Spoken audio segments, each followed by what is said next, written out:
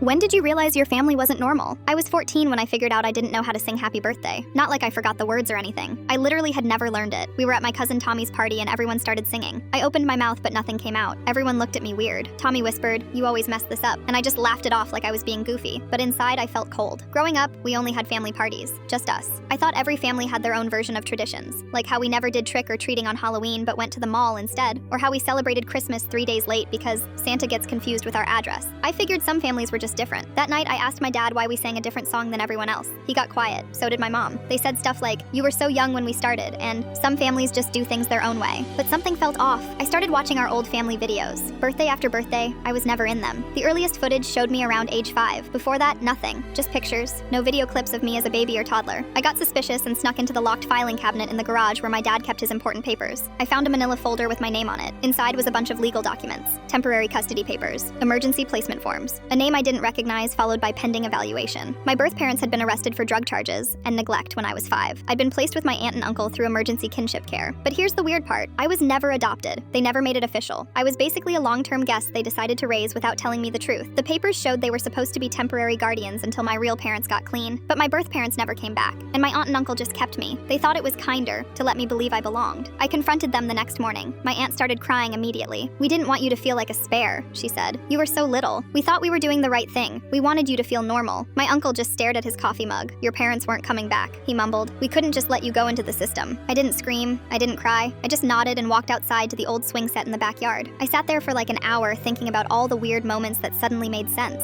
Why I looked nothing like anyone in the family. Why I was the only one with brown eyes. Why my grandparents always seemed confused when I called them grandma and grandpa. Why we never talked about when I was really little. I whispered to myself, "I'm not who I thought I was." And neither are they. From that day on, everything felt different. Not bad exactly, but not honest either.